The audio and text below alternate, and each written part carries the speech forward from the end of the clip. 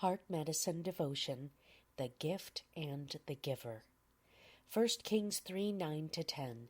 Give therefore thy servant an understanding heart to judge thy people, that I may discern between good and bad. For who is able to judge this thy so great a people? And the speech pleased the Lord, that Solomon had asked this thing. James 1:17. Every good gift and every perfect gift is from above, and cometh down from the Father of lights, with whom is no variableness, neither shadow of turning. 1 Corinthians 4:6-7. For God, who commanded the light to shine out of darkness, hath shined in our hearts, to give the light of the knowledge of the glory of God in the face of Jesus Christ. But we have this treasure in earthen vessels, that the excellency of the power may be of God and not of us. Scripture reading, 1 Kings 3. God is really good to me. In fact, I got a little godly spoiling recently through a dear friend of mine.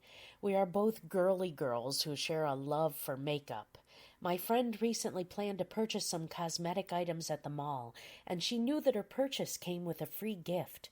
Upon her invitation, we went to the mall together, and even though I made no purchases of my own, my friend graciously bestowed her free gift on me. I was like a kid at Christmas. Within minutes of getting home, I was sorting through my new supply of girly gifts and dolling myself up just for the fun of it. But as much as I love the stuff, that love doesn't compare to my affection for the giver, who went out of her way to show me a special kindness and shared a part of herself with me. In 1 Kings 3, God shares a part of himself with Solomon. Appearing to the fledgling king in a dream, God asks, "What shall I give thee?"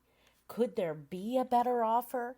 The God of the universe opens his storehouses and says, "What do you want, Solomon? Just name it and it's yours." Solomon is loved by the Lord, and he loves the Lord in return, but he's already made a few mistakes. Most notoriously, he has aligned himself with Egypt by marrying Pharaoh's daughter. Knowing Solomon's heart, and also knowing his weaknesses, it seems God is trying to get his attention before he veers too far off course. And at first, Solomon's affection for the giver outweighs his desire for the gifts, and God rewards his request for wisdom with promises for riches and honor. But as with all of his gifts, God requires one thing from Solomon: singular devotion. It's not a new commandment. In fact, it's a reiteration of the first commandment. Solomon knows that obedience and God's blessings go hand in hand, and yet his God-given wisdom will tarnish with time, and his end will tell that even the greatest gifts lose their luster when they are detached from the giver. By 1 Kings 11, Solomon is a king drowning in his own excess. You know the numbers: 700 wives, 300 concubines, and a heart turned from God. And in righteous judgment, the giver is forced to tear the kingdom away from Solomon. How can a gift of godly wisdom implode like that?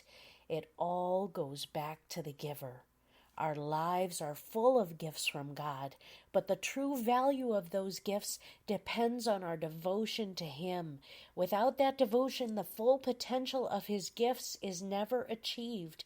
And when the gift becomes more important to us than the giver, when His glory no longer shines through it, that gift becomes just another knick-knack, just another parlor trick, just another drop in the bucket of our own excess. God has given me many good things, but in the last few years, I have become keenly aware that they don't work without Him. I believe He has given me a marriage, a home, a family, and a purpose so that I can work those things out with Him, not so I can simply take them and run. He wants to use my life and yours to point people to Him. He has filled my life with potential that I could never achieve on my own, so that I can continue to grow in Him, to learn dependence on Him, and to draw others to His grace. Whatever you do, never detach the gifts from the giver. Let those blessings cement His place in your heart, not take His place. He is the light in their luster. He is the source of their shine. And the gift behind every gift is the giver Himself. Your prescription?